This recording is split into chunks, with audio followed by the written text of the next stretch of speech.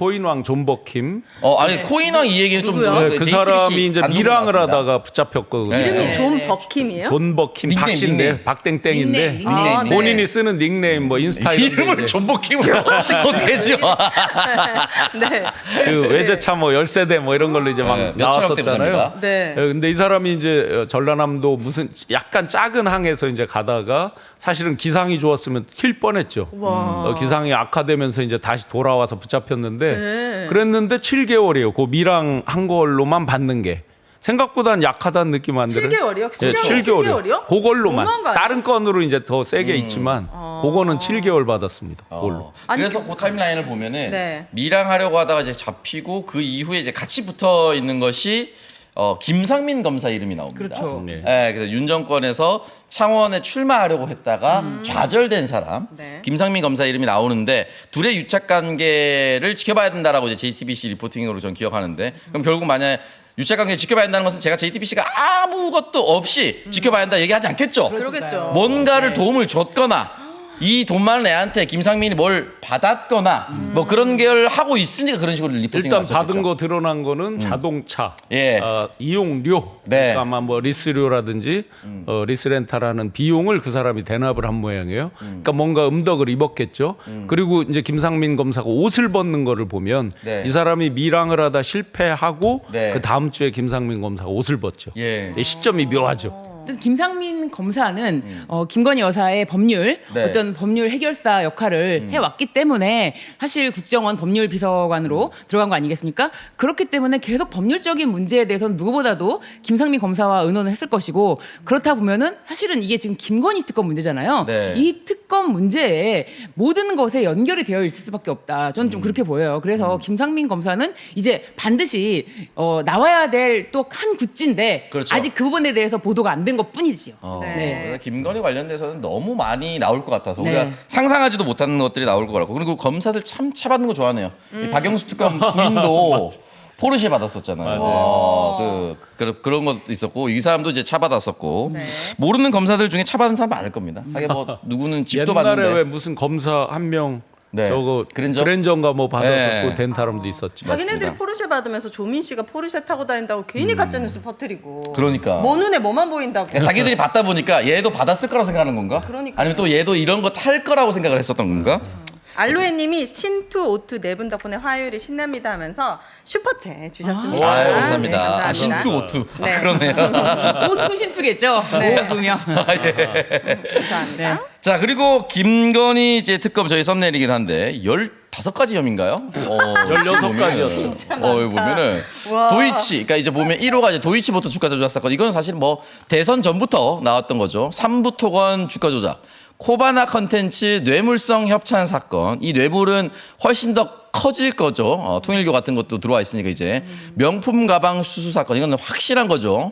그리고 명태균 건진법사 그리고 민간인이 국정에 관여한 국정농단 인사 개입 최혜병 사망 사건 그리고 뭐 서울 양평 고속도로 노선 변경 그리고 대통령 집무실 이전 및 국가 계약에 개입 그리고 국가 기밀 정보 유출 등등등입니다. 네.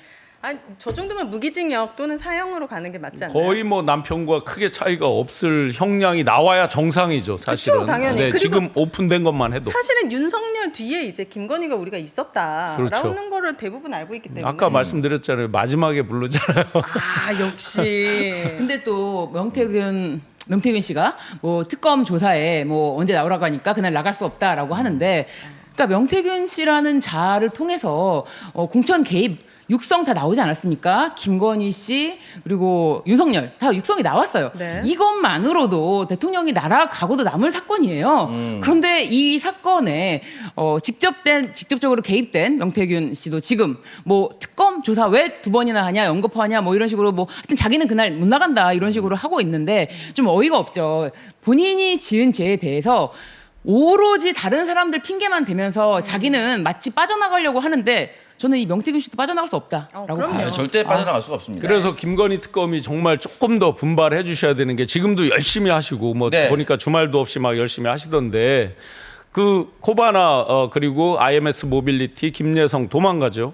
그다음에 삼부토건 또 도망갔죠. 이기훈 씨 도망가고 명태균 안 나가죠. 네. 일단 이종호 씨 갔다가 다시 오라 그랬는데 뭐 다시 날짜를 조율해야 되니 말 다 속된 말로 개기고 있죠. 네. 전부 지금 이런 형국이란 네. 말이에요. 약간 느낌이 조은석 특검이 막 폭풍처럼 휘몰아치는 그런 것과 대비해서 약간 느슨한 네. 느낌 이런 느낌이 이제 들게 된 거죠. 네. 그래서 조금 더 강한 면모를 보여야 되지 않나 이런 느낌이 듭니다. 네. 근데 이렇게 이제 통하면 안 되죠. 특검의 강한 면모도 면모지만 지금 재판부 지금 서울중앙지법에 지금 영장 실질 담당하고 있는 사실 오늘 영장 실질 심사가 있잖아요. 김계한 네. 영장 실질 심사가 있는데 이것도 좀 굉장히 저희가 주목해서 봐야 될 것 같아요. 왜냐면 어제 김용대 네. 드론 작전 사령. 네, 김용대 사령관의 기각됐죠. 영장이 기각됐잖아요. 네. 사실 있을 수가 없는 일이에요. 있을 수가 없는 일인데 네. 아니 이 영장에 적시된 혐의가 허위 공문서 작성 뭐 행사죄 이것만 되어 있다 하더라도 이자가 관련된 사건들이 있는 것이고 네. 또 이자가 지금 사실 뭐 자신의 유서까지 네. 뭐 컴퓨터에 작성해 놨다라고까지 했는데도 신병 확보에 대해서는 이자의 방어권 보장을 위해서 필요 없다라고 판단할 수가 있습니까? 이 상황에서? 그러니까 보통 그거는 이제 그 누군가가 봐줬다라고 보는 게 맞을까요? 아니면 들어갔을 때 술술 다 진술해서 얘는 또 언제든지 부를 수도 있다라고 판단할까?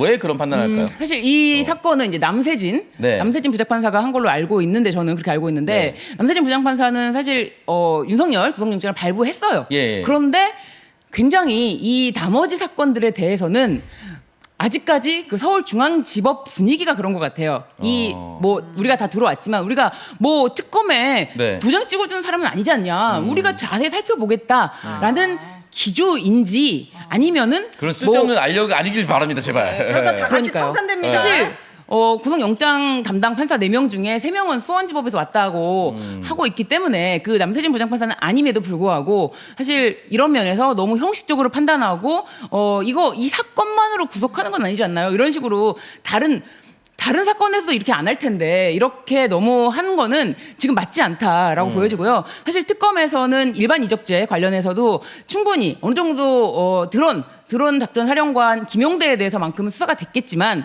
이거를 영장 청구에 쓸 수 없었던 것은 네. 이게 청구했으면은 공개가 되거든요.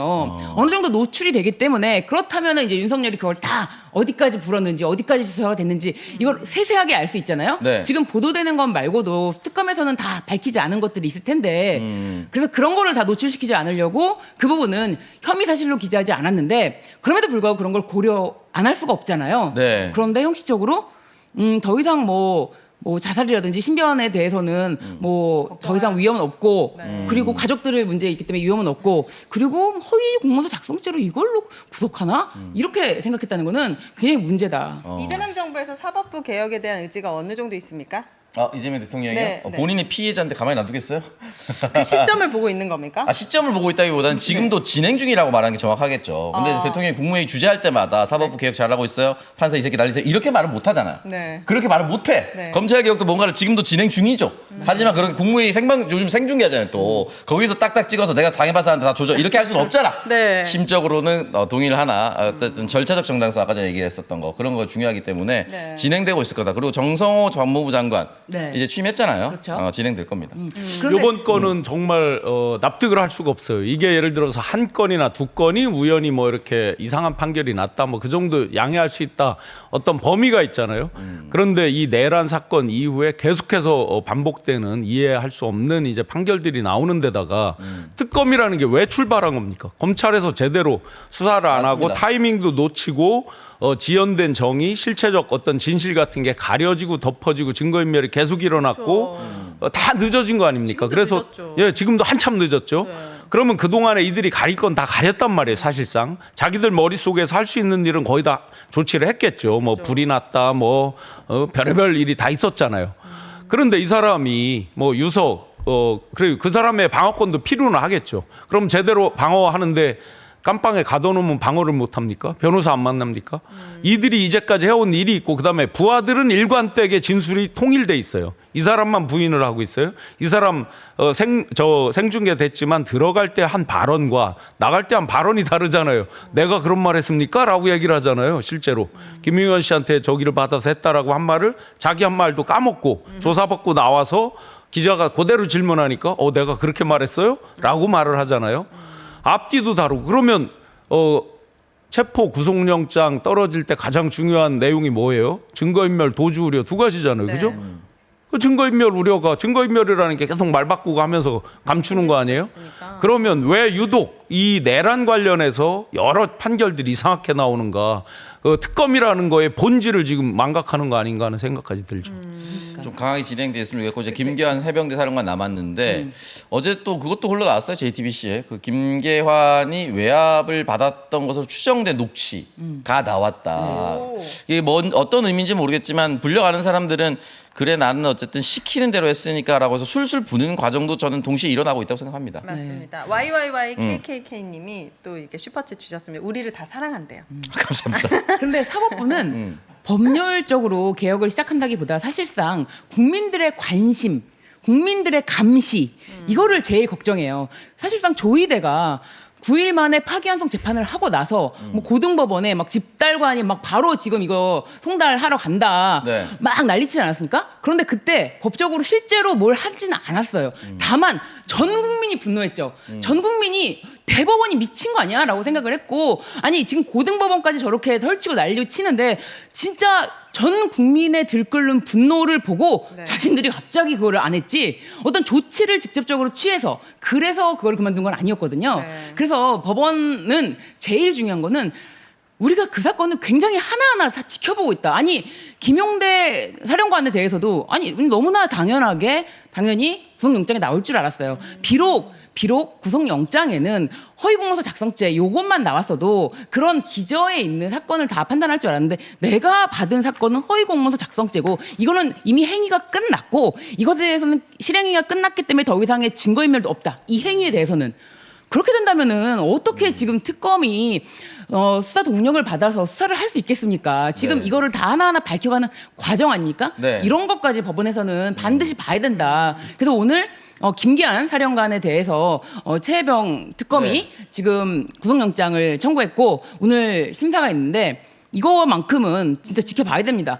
박정훈 대령이 윤석열 경로에 대해서 망상이라고 군 검찰이 네. 그렇게 하지 않았습니까? 네. 그런데 이게 다 김기한한테 듣고 나온 얘기입니다. 근데 김기한은 계속해서 경로 없었다라고 했잖아요. 네. 완강하게 아주 강하게 네. 그 점에 대해서 구속영장을 지금 심사하는 것이고 이 부분에 대해서는 지켜보고 있다. 네, 말씀드리겠습니다. 재판부에서 국민들의 어떤 법 감정을 떠나서요. 이 사건의 그 중대성을 조금 너무 이렇게 쉽게 보는 것 같아요. 드론을 15호, 그야말로 이제 김정은의 그 숙소를 타격하는 듯한 네. 뭐 별의별 일이 있었겠죠. 거기다 뭘 장착하느냐에 따라서 어쨌든 도발을 한 거잖아요. 자극을 한 거고 또 심지어 아직 뭐 보도 안 됐다고 하고 봉지욱 기자가 예고한 것 중에 보면 최고 존엄이 이제 김정은 또 그 할아버지 아버지 그런 곳까지 보낸 것으로 지금 뭐 이렇게 체크가 되는 모양이에요.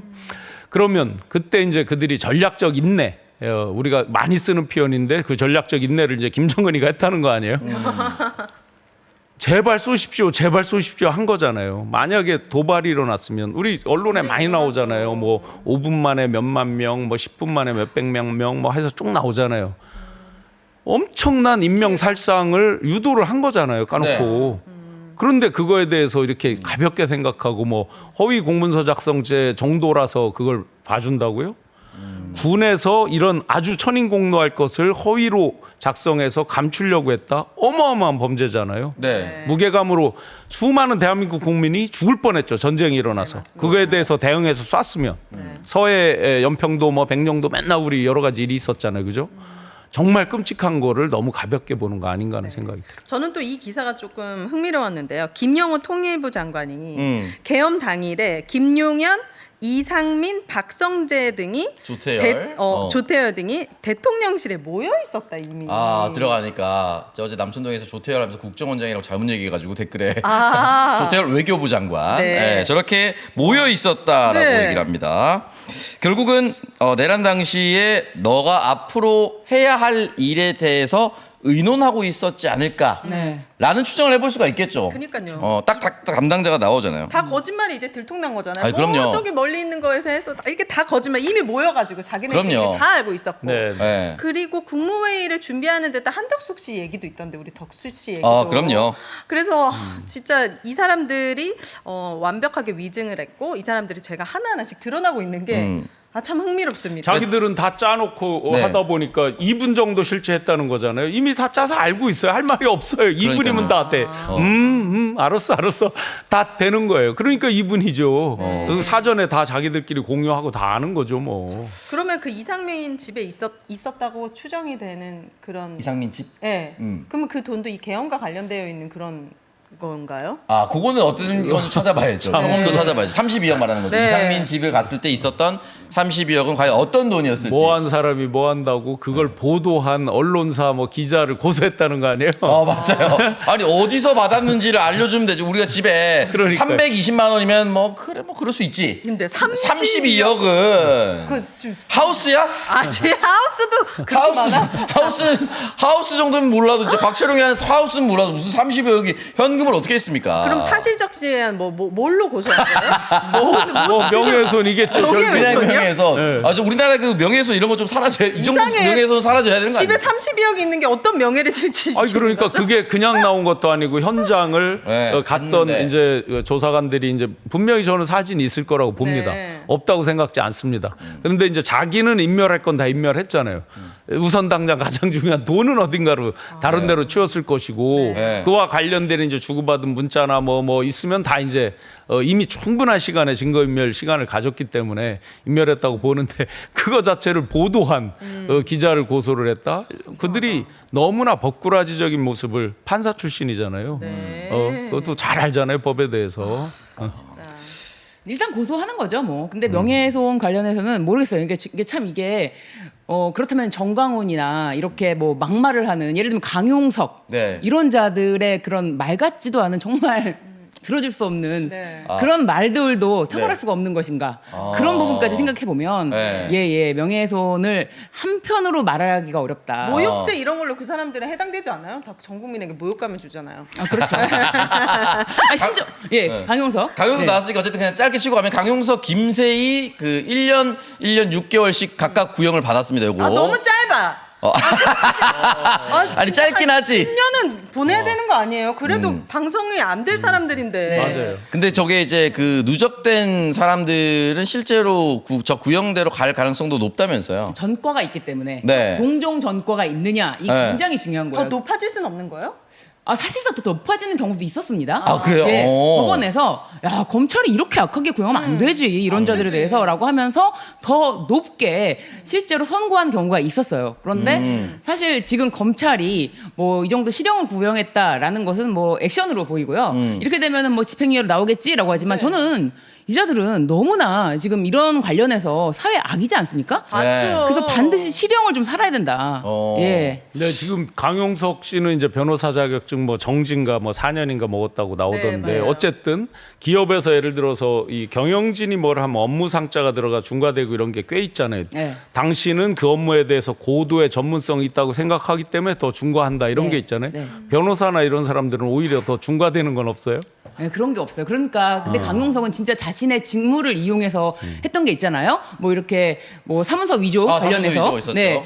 그런 것들을 실제로 했기 때문에 이 자는 더 엄하게 처벌을 해야 된다. 그리고 이제 그동안 우리 사회에 끼친 해악이 너무 컸어요. 굉장히 좀 많습니다. 악의적으로 그 허위 사실을 좀 유포하고 반복적으로 한 것도 있었고 네. 특정인에 대해서 계속해서 모욕하는 영상을 계속해서 제작해서 유포했습니다. 그리고 얼마나 많은 우리 배우들이나 연예인 분들이 잃었습니까? 맞아요. 너무 큰 손실인데 저 사람들이 버젓이 심지어 윤석열 정부 때 대통령 그 취임식에 막 초청이 되고 막 선물을 받고 막 이런 것들을 보면서 굉장히 자괴감을 느꼈거든요. 그리고 심지어 근데 참 저 웃긴 게 3명에서 시작해서 1명 이제 죽고 네. 2명은 서로 안 봐요. 2명 안 보거든. 왜냐면 2명 왜 안 보냐면 네. 그 강용석 경기도지사 출마하면서 뒤에 차명진이 있다는 썰이 있었습니다. 네. 그러면서 돈을 어떻게 썼는지 모르겠는데 그때부터 둘이 싸워가지고 채널 분리를 했죠. 강용석이 분리독립해서 나갔죠. 정확히는. 나갔구나. 네. 그래서 둘이 또 안 봅니다. 그러고 앉아 있는 거니까 어쨌든 형량이 정의 너무 구현이 낮다. 좀 됐으면 좋겠다. 네. 말씀하셨던 것처럼 더 올라갔으면 강용석은 됐어. 반드시 네. 실형을 살아야 된다.